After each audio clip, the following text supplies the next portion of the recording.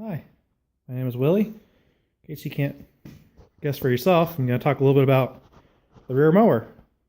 Got my wiring sorted out, got my trailer plugged. I got to add one more plug to the harness over here so I can always be unplugged and pull the motor off, which I'll go over more in another video. So I'm going to be mounting this engine to this frame. So here's a few hacks you can take advantage of. Let me grab a light here. Get it unplugged. I wanted to mock up these engine mount bolts because this will fit a Kohler or a Briggs. So I marked that up, stuck it in there, and stuck a marker from underneath the tractor and marked them. I wrote which way the shaft is going to be facing, so I know where the shaft center line is at, and that's where my oil dipstick center line is going to be at. Or I'm sorry, not my oil dipstick, my oil drain. That bugger right there. So I came over here and started getting some measurements. Now originally this bracket was over here, and this one was over here. I had to cut them off and cut them a little bit shorter and re-square them up. Matter of fact, let me show you how I square that up. I'm going to grab the other piece of metal. I'll be right back. Okay, I grabbed another piece of steel. I knew it was pretty level on the top of it. You could do this with a piece of angle iron if you wanted to. This is what I had. I rested the piece up on top of this and then tap welded the four corners. I tried welding the bottom of it, but unless I pick the whole frame up, I can't really weld the bottom of it because it just melts and falls off with a stick welder. After I welded it, I grinded it down so it was nice and smooth on here for when the engine sits on here. And I had used the template here and measured the overall length and the center line, and used a spring-loaded center punch right here. Makes things a little bit easier. I suggest you get one of those if you haven't gotten one. They sell them at Harbor Freight, just a center punch. So I marked where all the holes were at, and I measured where the center was in regards to the 2-inch square tubing, and centered everything up, and then welded it all in place. And it just sits on top of here pretty nice.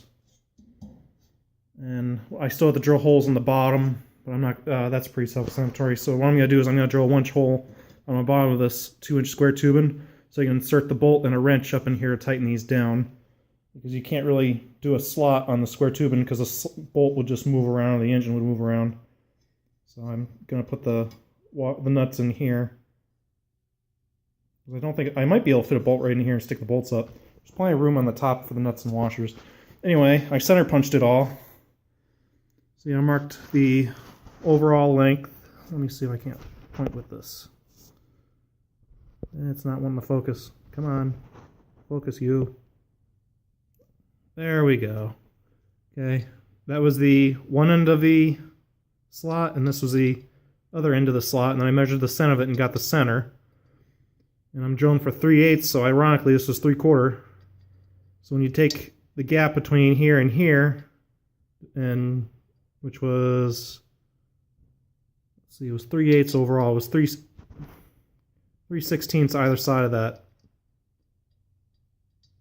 center punch. So 3/8 bit fit right in the middle and reaches these tips here. So one side of the bit is here, and one side of the bit is here, and one side of the bit is here. So then you get a hole like that, where the holes just about touch. And it's the right size for the bolt cell fit in that, which is 3/8. So that's what I did as for getting that straightened out. Now let me get a tool and I'll show you how I ream these out once I get set up. Okay, so hang on. I was thinking about firing this up. It's going to be really loud, so I'm going to use this in here to ream these out. So there's just a few quick tips for fitting an engine. Cardboard is your best friend. Punch out the holes and refine them if you have to. Start small and work your way bigger. I just mocked off that frame quick and lined everything up. So coming along pretty good with this thing. I got my switch hooked up. That'll power my ignition if I'm never hooked up to the tractor. In which case, if I do plug into the tractor, this light will light up to tell me if I'm getting voltage in case there's ever a problem with the wire harness. I'll go over more about the wiring on that thing later. I just wanted to get an update hoping to have this fixed finished, sorry, for next weekend. So I'm getting there one step at a time. So if you like the video, make sure you give me a thumbs up and have a good day. Bye.